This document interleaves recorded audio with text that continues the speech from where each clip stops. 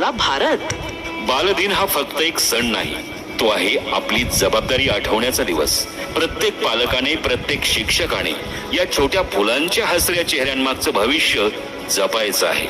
बालकांचे प्रत्येक इयत्तेतील पुढचं पाऊल म्हणजे तो असतो एक भारत भविष्याचा वेध.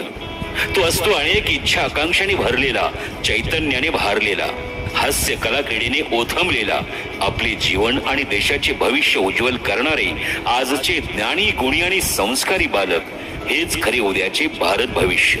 शाळेचा उमरा पहिल्यांदा ओलांडून येणारी बालकं म्हणजे कोरी पाटी. त्यावर आपण लिहिलेलं प्रत्येक अक्षर त्यांचं भविष्य घडवतं. त्यांच्या हातात रंग आहेत, आपण त्यांना द्यायचा आहे कॅनव्हास, ज्यावर ते स्वतःच छानपैकी इंद्रधनुष्य रंगवू शकतील. म्हणूनच बालदिन आपल्याला सांगतो, स्वप्न पहा, पण ती साकार करण्याचं धैर्य उराशी बाळगा.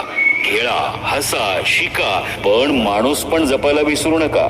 स्वतःवर विश्वास ठेवा, कारण प्रत्येक मुलांमध्ये दडलेले असतात एक चाचा नेहरू, एक कलाम, एक सावरकर, एक धोनी आणि लता दीदींसह बरेच कलावंत, साहित्यिक आणि संशोधकही. या बालदिनी प्रत्येक मुलाच्या चेहऱ्यावरचं हास्य सदैव उजळत राहो, त्यांच्या स्वप्नांना पंख लाभोत आणि आपलं ज्ञान मंदिर नेहमीच आनंद, ज्ञान आणि सृजनशीलतेनं निनादत राहो.